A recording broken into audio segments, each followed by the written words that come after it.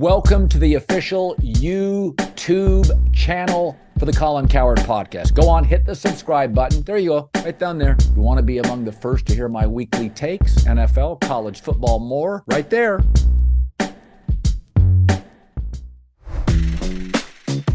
We have two iconic franchises, Packers, Steelers, with two young quarterbacks. We don't love either.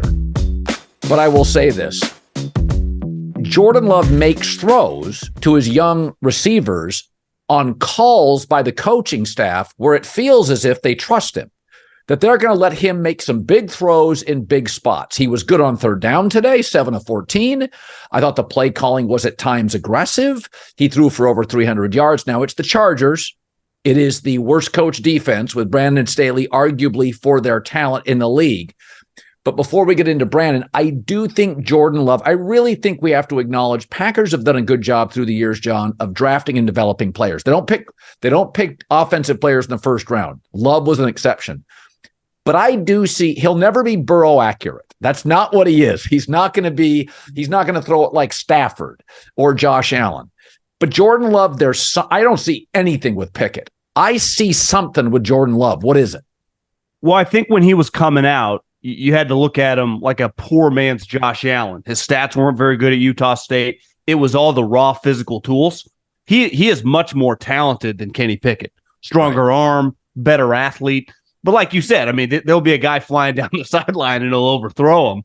But, right. Young quarterbacks who haven't played much in the NFL, the timing, you got to get rid of the ball. You saw Aiden O'Connell do that a couple times. Another guy that has more physical skills than Kenny Pickett as a thrower. Listen, I do think you got to be very careful making judgments with quarterbacks when it comes to playing against the Chargers. But Gutekunst said a couple weeks ago that the last 10 games were kind of going to determine this guy's fate. So, I mean, today was definitely not a negative for him. Now, right. Can he do that consistently down the stretch? The weather gets worse. He's got a lot on the line. And we've been talking about this nonstop. The Packers, because of the contract he's in, aren't in the worst spot. If they win and he progresses, okay. If he loses and doesn't, whatever. So to me, it's a win-win. They're playing with house money right now. Never forget, in that trade, they finagled the second-round pick this year out of the Jets. Zach Wilson, I mean, their quarterbacks, the Jets are terrible. They play the Dolphins coming up on Black Friday. That's another L. So that pick, they're going to have some draft ammo. But like you said, they invest all these defensive players. The crazy part about the Packers is their defense just never looks, historically it's never good, but they have a bunch of first-round picks and high-paid guys on that side of the ball. Well, if you go Holmgren, McCarthy, Stafford, they've drafted first-round defense, but they've always been pretty progressive offensively. They've gone with offensive coaches to sort of kind of be the chaperone of their young emerging quarterbacks, whether it was young Favre, young Aaron, or young Love. So I do think the play calling today, the young receivers, it's like, hey, they're Kenny Pickett, they're terrified of putting him in any situation to make a decision. They're not with Jordan Love. Now let's transition to Brandon Staley, who once again got snippy after the game. I feel bad for Justin Herbert. Quentin Johnson appears to be, if not a whiff, he is just a non-factor until year two at a wide receiver. He's lost. He's over his head. I've heard he's struggling to learn the playbook. So he doesn't play with a ton of urgency. He's loose. He doesn't run precise routes. But do you believe, you're a former scout, you know how these guys think. I have to believe at least Dean Spanos has to now at least consider, sleep on it, making a change at head coach, right? Yeah, by the time people are listening to this, it might be official to give Kellen Moore that runway the rest of the year. Listen, how did they not know when the season ended last year? They had two of the most devastating losses you'll ever see, right? 2 years ago to the Raiders with an interim head coach on a Sunday Night Football to get into the playoffs, remember? When Brandon Staley was doing ludicrous things like going for it on his own 20-yard line. In a winner-get-in game. And then last year, to me, was more symbolic of kind of what we've seen, kicking the crap out of the Jags, and then the blown coverage out of the blown coverage after the blown coverage.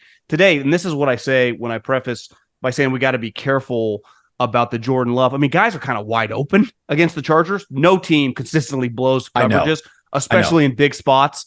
That's not, you could be playing the Bears or I mean the Panthers and guys aren't as open. So it's you got to be careful with the Chargers.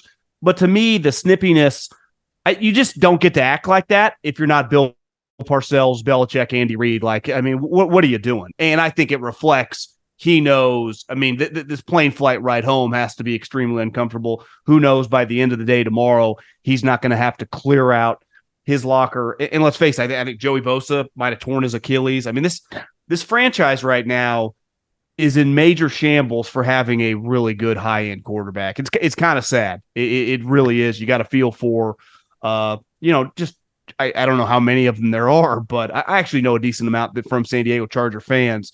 For a team that always has talent. A lot of crappy teams, like the Bears, what do they do? The Chargers always have talent my entire life.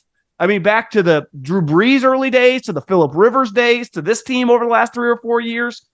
And just the results the same. I mean, they're 4-6. To go 4-6 in the NFL, that's like the Giants, the Jets. I mean, yes. Poorly teams that don't have a lot of depth of talent. That is not the case here. Something magical happens when the third quarter ends and the fourth quarter begins. The energy changes. The fourth quarter, that's where games are won. And in business, it's where sales teams become legends. The fourth quarter. That's why HubSpot built Sales Hub to give sales reps the deal-making tools they need to win in the fourth quarter and close the year strong. Sales Hub Prospecting Workplace organizes your schedule, your to-do lists, your goals all in one place to save your team time in the precious fourth quarter. Smart sequences help sales reps close deals faster than ever. Plus, AI forecasting helps you accurately predict future successes. And with an easy-to-use management tool, reps can find, track, and close deals all in one place, which means less hoping for deals and more crushing targets. Put your sales team on the fast track now to winning the fourth quarter with Sales Hub. Learn more at HubSpot.com/sales. Well, and also the Spanoses have been cheap with coaches. There's been some first-round holdouts. Brian Daboll was sitting there. Brian Daboll wanted Justin Herbert. Brian Daboll wanted the job. Tom Telesco knows Brian Daboll. They've known each other for years, and the Spanos family went cheap. So you get what you pay for. So I've gone to dinner with Dean Spanos a couple of times. I know his kids. Tom Telesco's a friend. If you look at some of the offenses struggling, Jets, defensive coach, Seattle in the last month, defensive coach, Washington, defensive coach, Pittsburgh, defensive coach, Chicago, defensive coach. This team is just underachieving. The Spanos has had Brian Daboll there. Remember when they hired Brandon Staley? We were surprised by it. Big time. I mean, it was kind of a given based on Telesco's relationship with Brian Daboll.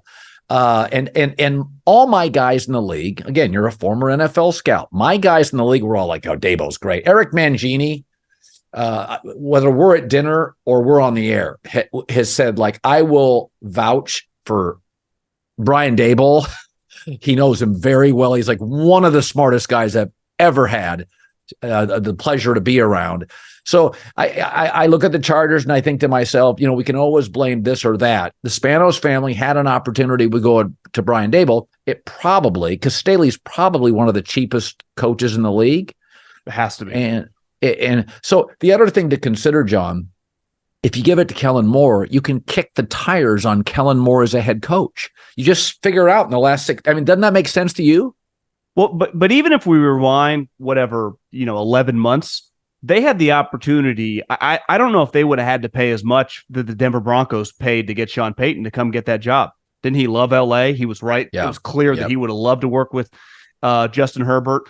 But what did that tell you? It wasn't to me as much about Brandon Staley. It was more, this price tag to get this guy, even if we don't have to give him the $90-100 million Denver, we were going to have to give a number that we're very uncomfortable giving, which to me, Colin, is insane. I do think being cheap when you inherit the wealth, and two, when you're making the level of wealth these teams, it's like a disease because they're getting $400 million a year alone from the NFL. Well, your payroll is $220 million. So you're talking an extra $120 million. And this is not a signing bonus. You don't have to give the $70 million to Sean Payton on day one when he signs the contract. You pay it over the life of the deal. So even if you got to buy Staley out for $15 million, these numbers to the 99.9% of people, to these NFL owners, are a line item. It's an expense. And I think some of these, you look at these old school owners that have been involved in the league when it was really, really cheap and money was not flowing like it was now in the 70s and the 80s. The Bears are a good example. They're very uncomfortable with the way the digits have changed. It's why some of these owners that got into the 80s but were Mavericks like Jerry or Robert Kraft are unfazed by the big numbers. They're willing to spend. But when you look at Spanos, $15-20 million to buy a guy out and then 70 to pay a guy is crazy to him. This is where listen, you say what you want about Mark Davis. He has not been afraid to take big swings with money because he knows it's kind of all monopoly money. This isn't real. You're not actually you could be the worst team in the league, right? I mean, you could literally not win a game and you get the same amount of money as the Eagles or 49ers that carried you television ratings. And that's not even counting the other money that you make. So yeah, to me, Kellen Moore, to give him I think that he's just a viable candidate in general, given that they already know him. Clearly, if we assume that him and Herbert have a really good relationship, like Brandon Staley, like Anthony Lynn, like Mike McCoy, is not going to cost the premium numbers. So you could get him a 4-year deal for, let's say, $20-30 million, whatever. I mean, it's a lot of money to most people, but to these NFL coaches, I mean, you got 15-20 college coaches are making $9-10 million. So and the other thing is, in your division, you have the best coach currently in the NFL, who has a 27-year-old superstar quarterback, and Sean Payton, who over the last couple weeks has proven like he's not the village idiot anymore. So, and listen, the Raiders, I mean, say what you want, they just have a lot of talent.